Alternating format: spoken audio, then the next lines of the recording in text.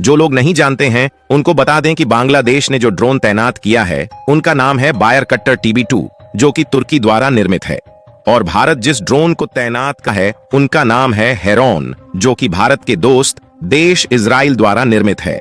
और यदि बांग्लादेश के ड्रोन्स को एक मोटरसाइकिल से तुलना की जाए तो जो ड्रोन्स भारत तैनात करने की सोच रहा है उसकी हैसियत एक कार के बराबर है। यानी कि एक मोटरसाइकिल और एक कार में कितना ज्यादा फर्क होता है, इसकी हैसियत और ताकत का अंदाजा आप लगा सकते हैं। बड़ी डेवलपमेंट हुई है कि बांग्लादेश ने अपने बॉर्डर के ऊपर टर्किश मेड बैरक्तार TB2 ड्रोन जो है वो डिप्लॉय किए हैं। इसको रिजेक्ट भी किया गया है। इंडिया जो है वो जारी बात है हैज़ द कैपेसिटी कि इंडिया के पास जो ड्रोन्स हैं वो जारी बात है तगड़े ड्रोन्स हैं। ठीक है जी।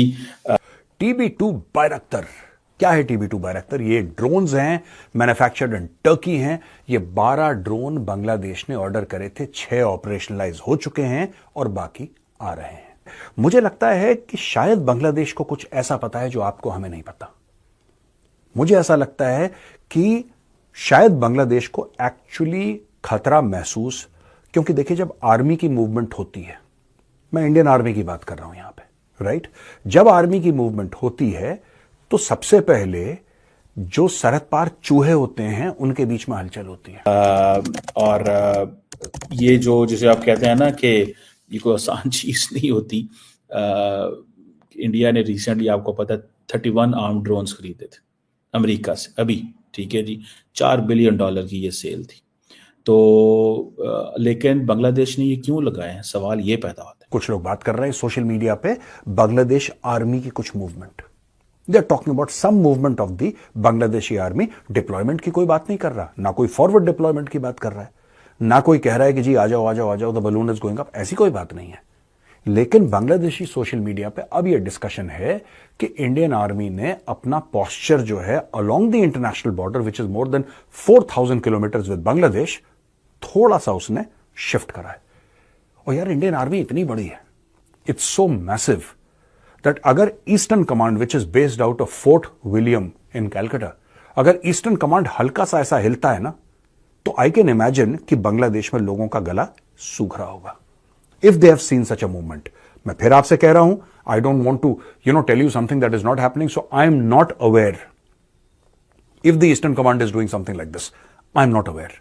लेकिन ये क्या करना चाहते हैं ये ड्रोन्स डिप्लॉय करके? Is Bangladesh trying to pass a message और is Bangladesh trying to take retaliatory action against some perceived aggression? क्योंकि ये अचानक ये लोग बोलना शुरू हो गए ना, हम इंडियन एग्रेशन के सामने ऐसा है, हम इंडियन एग्रेशन के सामने। क्या एग्रेशन हुआ है?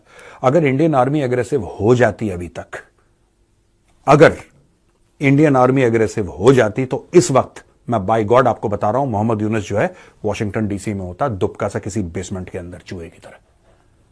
कौन एग्रेसिव हुआ मुझे तो समझ में नहीं आ रही इनकी बात। अच्छा, यहां पे आसाम में एक और चीज होती है। आसाम में बांग्लादेश बॉर्डर गार्ड जो हैं एक नदी पार करते हैं और भारत की साइड में एक टेंपल बन रहा था, हिंदुओं का मंदिर बन रहा था, उसके कंस्ट्रक्शन को रोकने की ये लोग कोशिश करते हैं।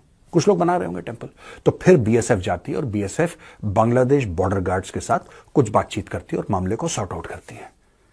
मैं एक चीज यहां पे साफ बताना चाह रहा हूं, देखिए मैं BSF को जानता हूं कुछ हद तक, आई अंडरस्टैंड, और मुझे यह भी पता है कि BSF tries to manage issues कि आउट ऑफ हैंड ना चले जाए मामला, क्योंकि बॉर्डर पे मामला आउट ऑफ हैंड जा सकता है। पर मुझे लगता है कि इस वक्त बांग्लादेश बॉर्डर गार्ड्स को ये जितनी भी कैटल स्मगलिंग होती है, जितनी भी ह्यूमन स्मगलिंग होती है, जितने भी भारत में अवैध रूप से लोग आते हैं, इलीगल इमिग्रेंट्स आते हैं, कैटल की स्मगलिंग, ये सारा all is done with the blessings of the Bangladesh border guards. Bangladesh border guards is a highly corrupt organisation, और सारे जो स्मगलर्स के नेट हैं यहां पे बांग्लादेशी साइड में जितने भी स्मगलर्स हैं, राइट, वो सारे के सारे they are managed by the Bangladesh border guards. और Bangladesh border guards manages all these things कि इसको इतने पैसे इससे ले लो, इससे ले लो, अच्छा तुम यहां से निकलो। ये सारा का सारा बॉर्डर पे एक माफिया है बांग्लादेश बॉर्डर गार्ड्स। अब मैं एक बात कहना चाहता हूं आपसे, अगर बांग्लादेश बॉर्डर गार्ड्स ये कर रहा है, जो कि मैं मानता हूं कर रहा है, और आके मंदिर की स्थापना भारत की धरती में रोकने की कोशिश करता है वो, तो क्या इस चीज का जवाब गोली से देना चाहिए कि नहीं देना चाहिए? मैं आपसे पूछना चाहता हूं, और अगर आपको लगता है कि इसका जवाब गोली है तो आप कमेंट्स में लिखिए।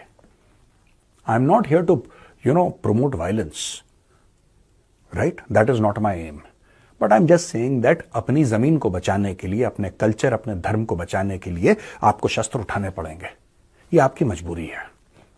आज इन्होंने बॉर्डर पे बोला है कि तुम मंदिर, जबकि वो एरिया हमारा तो इंटरनेशनल बॉर्डर है, हमारा ऐसा लाइन ऑफ कंट्रोल थोड़ना है, लाइन ऑफ एक्चुअल कंट्रोल थोड़ना है।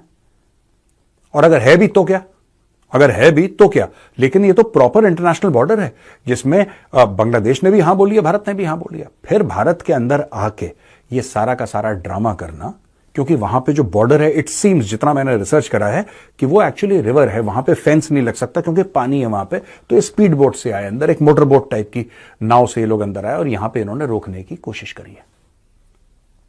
दोस्तों ये तो नहीं हो सकता यार। और मुझे लगता है कि home ministry should pass orders to the BSF to raise the temperature along the international border with Bangladesh. मुझे ऐसा लगता है कि अब वक्त आ गया है कि होम मिनिस्ट्री बीएसएफ को बोले कि थोड़ा सा ना टेम्परेचर बढ़ा दो। अभी इंडियन आर्मी को बीच में डालने की जरूरत नहीं है, क्योंकि अगर इंडियन आर्मी, फिर दोस्तों फिर वो मामला फिर हाथ से निकल जाएगा। जिस दिन इंडियन आर्मी बीच में पड़ गई, फिर then they will go inside Bangladesh and they will